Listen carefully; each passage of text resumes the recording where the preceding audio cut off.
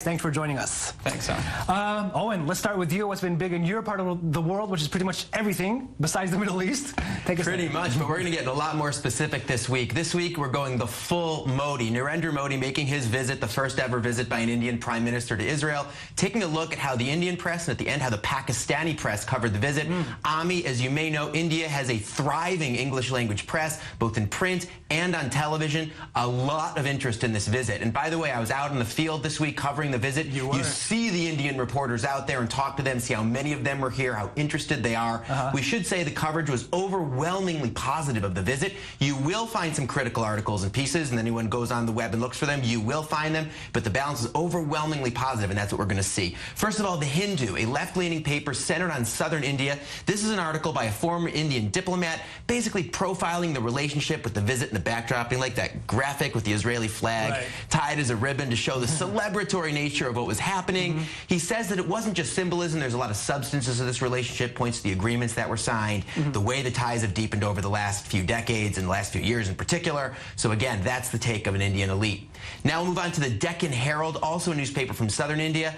Ami, the Israeli embassy in India, when they saw this in their press clips, I think they raised a glass of wine. This is exactly the kind of article that Israeli diplomats would like to see. Look at this. Lessons that India can learn from the startup nation Israel. Don't be ashamed of failure. Do things the way the Israelis do them. Let's be the startup nation just like Israel was. Again, overwhelmingly positive the coverage was overall of this visit. That's what Indians were kind of asking themselves, right? They were asking, what does this small little nation of 8 million people actually have to offer us 1.2 billion people? And I guess that's how they're trying to rationalize it, right? Well, that's one of the things. Of course, defense is the big one. India is the biggest buyer of Israeli arms in the world. Israel is India's third biggest supplier. It's big business, as we all know. We're talking billions of dollars. Billions of dollars. And this is one of the world's major armies. And Israel is its third largest supplier. India, for a big industry in this country like arms, is Israel's biggest client. There's also the diamond trade. There's also agriculture and water technology, which is not just about being feel-good stuff. It's not just about being do-gooders.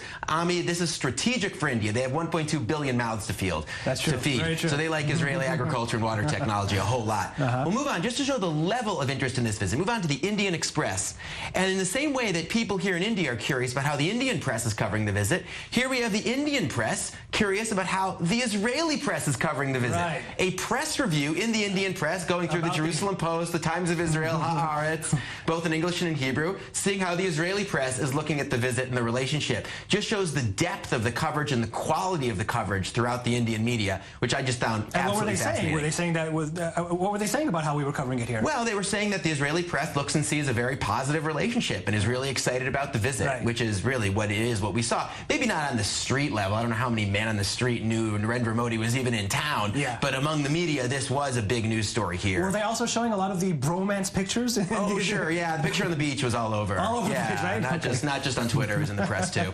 We're going to move on to television now. The India Today television station, one of a number of 24-hour English language TV channels in India. Again, 1 billion people or more, a large middle class, large numbers of English speakers because of India's history, thriving market. Let's take a look at just 30 seconds of what India Today had to say and during its coverage of the visit. Okay, let's take a look.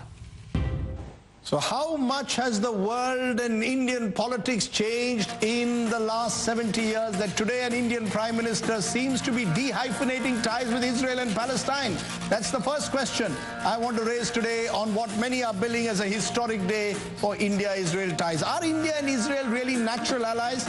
Do their interests now completely converge? Is Israel India's ally in its war on terror, its best ally? Okay, wait, you have to explain to me dehyphenating ties. Right. We actually looked this up in the dictionary. The word doesn't exist, but Indian diplomats are doing their very best to create it.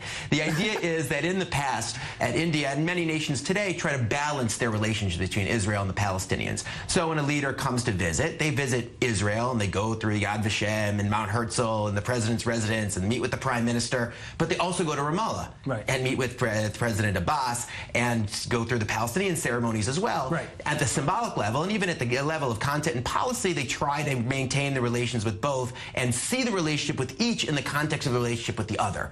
So the relations with Israel are part of the relations toward the Israeli-Palestinian conflict. The idea here is that Narendra Modi, what he wants to do, what the BJP want to do, is dehyphenate the relationship. Have relations with Israel that aren't all about the conflict, that are about things like defense cooperation, about agriculture and water cooperation, about trade, about people-to-people ties. They're still interested in the Israeli-Palestinian conflict. They're still interested in relations with the Palestinians and certainly with the Arab world, but to separate the two and have them be on separate tracks, shown in this visit by the fact that Modi didn't visit Ramallah. And it's important to note that I think they tried to maybe sugarcoat it, the Indians, by stressing that they invited Mahmoud Abbas to India about a month before this visit. So he had his meeting with Narendra Modi about a month before, but not while he was here in the region. Right, and it definitely sends a message because most foreign leaders who come here, certainly on a visit as high profile as this one, certainly being here for 2 full days, would go to Ramallah and visit the Palestinians as Donald Trump did most recently. So the question is why? Why would they dehyphenate the relationship with the Palestinians and not visit the Palestinian Authority? Because they're interested in all of these other things. Right. They want the defense cooperation. They need Israel as much as Israel needs them, in a sense, which is what Avi's question was.